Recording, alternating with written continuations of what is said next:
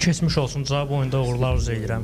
Meydanda sanki təlim məşq toplanışından yeni qayıtmış kollektiv yox, uzun bir marafon qət eləyib, Avrokuboklarda yorulub, çempionatın sonuna doğru fiziki cəhətdən tükənmiş bir Neftçi gördük.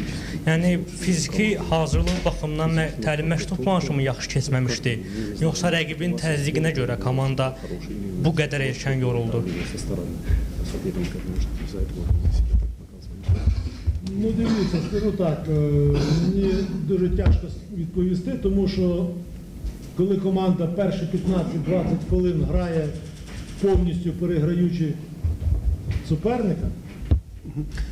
Mənə bu suala cavab vermək çətindir. Niyə görə? Çünki hansısa bir komanda ilk 15-20 dəqiqə tam olaraq üstünlüyü əldə etməklə qarşı tərəflə oynayırsa, плюс забила два м'ячі, və 2 dənə də qol vurursa, потім зупинитися і почати грати в футбол, який, ну я такий футбол не розумію, все ззаду, контроль цього м'яча, помилки. Цим самим вони дали змогу для суперника проводити свої атаки. və sonra bu cür oyundan sonra hər şey dəyişir. Yəni belə bir futbol başlayırlar oynamağa ki, mən bunu futbol aldandıra da bilmirəm. Yəni mən çətindir. Başlayırlar ötürmələrdə səhvlər eləməyə, bir çox səhvlərin nəticəsində də, bunun da nəticəsində rəqibə şərait yaradırlar ki, onlar hücuma keçib öz hədəflərinə çata bilsinlər. І на мій погляд, перший дзвіночок був десь після 20-ї хвилини, коли Балаєв потягнув дуже такий тяжкий м'яч. Və xüsusilə də belə deyim ki, burada dəyişiklik əsasən 20-ci dəqiqədə bu Balayevin çox çətin bir topu tutulmasından sonra oldu. В цьому моменті в нього сталася травма, ви бачили. Siz özü də gördünüz ki, o travma aldı həmin dəqiqə. Але він достояв, десь може ця травма і помішала йому, коли ми пропустили перший м'яч. Və düzdür, o buna baxmayaraq yenə oynamağa davam elədi, dözdü, dayandı. Amma yəqin ki, bunun da təsiri oldu ki, o birinci topu buraxdı. Але то вже історія. Ми пішли на перерву виграючи 2-1. Bu bir tarix idi. Yox, biz birinci taymdan sonra fasiləyə 2-1 udaraq gəlmişdik.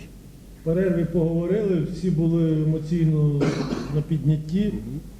Həmən fasilədə danışdıq, hər kəs emosional olaraq yüksək səviyyədə idi. Але також в другому таймі пропустили другий м'яч. Sonra ikinci taymda ikinci topu buraxdıq, qolu buraxdıq. І всі м'ячі якісь такі з помилками. Неточна передача, перехват. Bu qollar da hamısı necə oldu? Hamısı səhvlərin nəticəsində oldu da. Doğru olmayan ötürmə oldu, yaxud da saxlama oldu, saxlaya bilinmədi. 2-2. Проходить ще трішки часу. Biraz da vaxt keçir, sonra yenə. Іде длінна передача від воріт суперника. Ми умудряємось пропускати такий м'яч, програти боротьбу. Qapıdan yəni uzun bir ötürmə olur, pas olur. Biz yəni necəsə olursa bu topu buraxırıq. Yəni bir gol olur. Після цього знову заграли, були непогані 2-3 моменти убойні.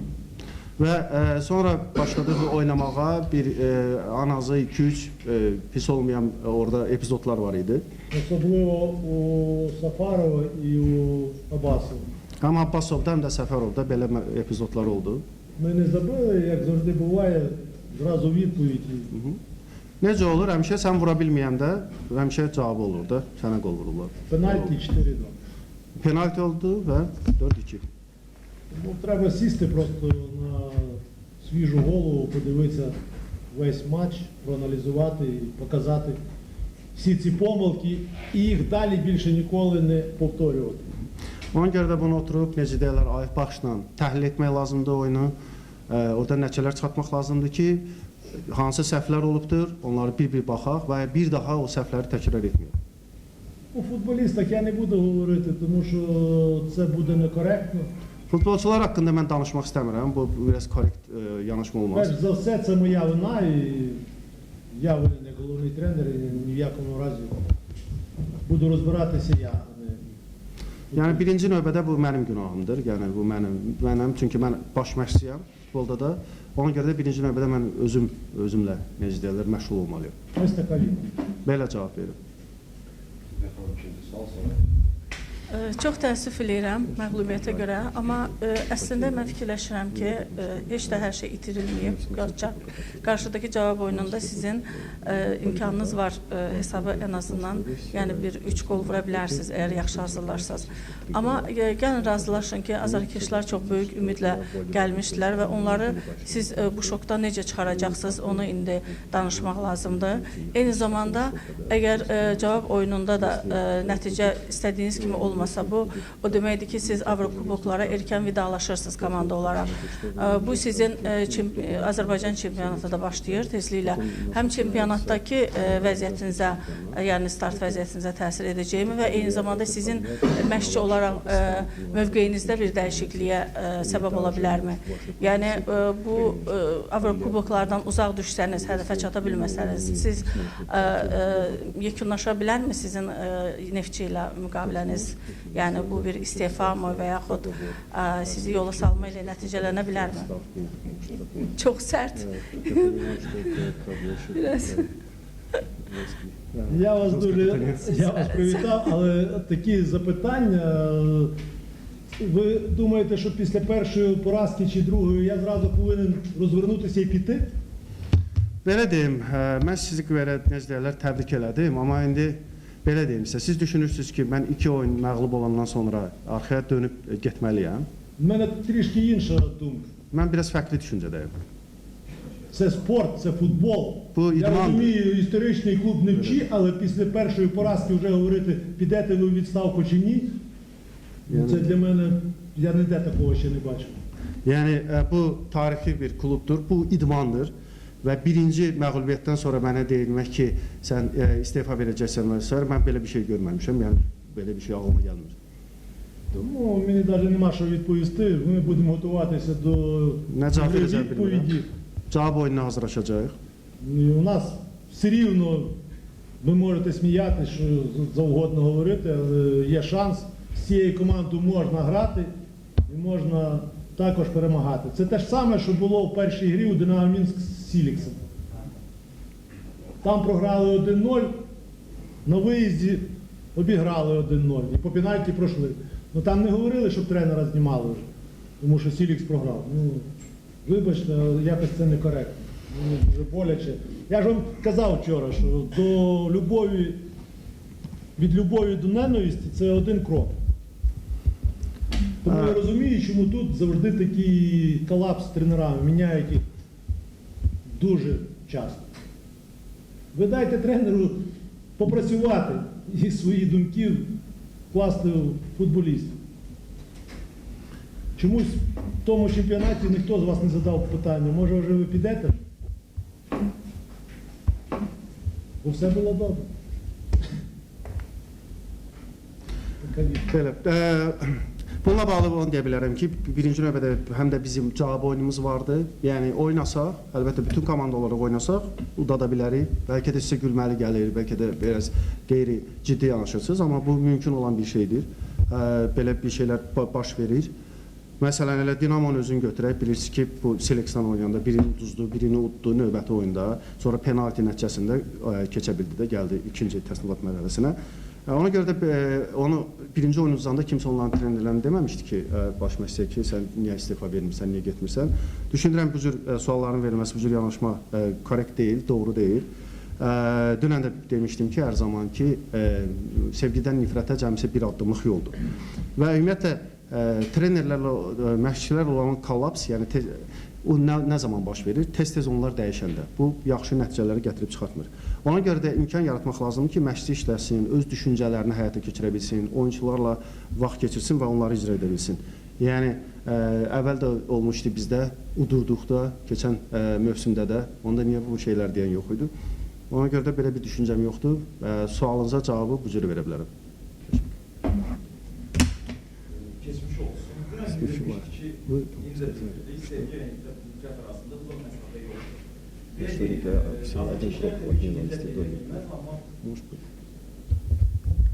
azarkeşlərin nifrətinin olduğunu düşünmürəm, amma məyus ola bilərlər. Hazırda burada media nümayəndələri yox, azarkeşlər olsa, onlara nə demək istəyərdi?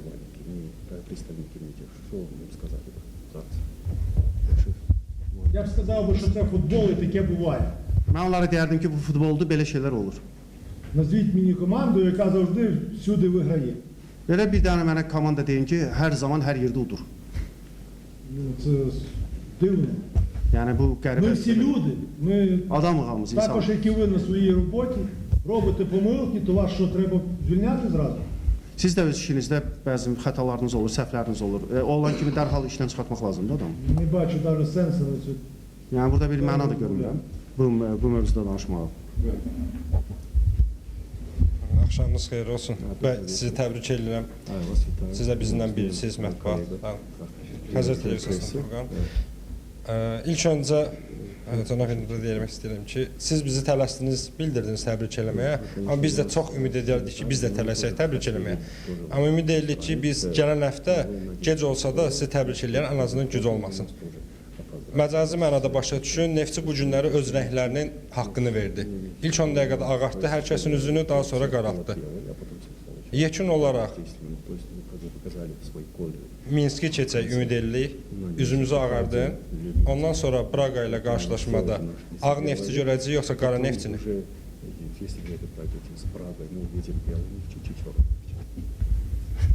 Я не хочу про це зараз розмовляти. У мене зараз всі думки про відповідальну зустріч. İkinci məsələ barəsində heç nə demək istəmirəm, yəni o Praqa ilə bağlı. Ancaq düşüncələrim sadəcə cavab oyunu ilə bağlıdır.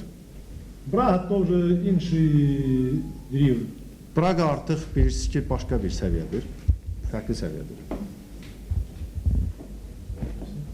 Belə. Evet. Oldu. Neftçi ölkənin bir neçə klubları var ki, azarkeşlərin daim baskısı olduğu klublardır. Yəni digər Avrokuboklarda oynayan digər komandalar da bu çox müşahidə edə bilmərik. Bu baskı bu oyundan sonra daha da artacaq. Bu baskılara hazırsınızmı siz? Я ж вам вчора казав на прес-конференції, що я завжди готовий. Mən dünən də bununla bağlı mətbuat konferansında demişdim ki, bu baskıya hər zaman hazıram. Я сильна людина і мені нема чого боятися. Mən güclü insanam, qorxacaq bir şeyim yoxdur. Треба все рівно працювати і İşləmək lazımdır sadəcə. бувають білі, Ağrılı. бувають чорні, як ви кажете. Yəni həm ağ günlər olur, həm qara günlər olur. Скоріш забути про чорні дні Yaxşı olar ki, qara günləri unudaq tez і рухатись далі. Все. və irəliyə davam edək. Başqa sual? Hə, neymiş? Bir balaş. Cavab oyunda uğurlar arzulayıram.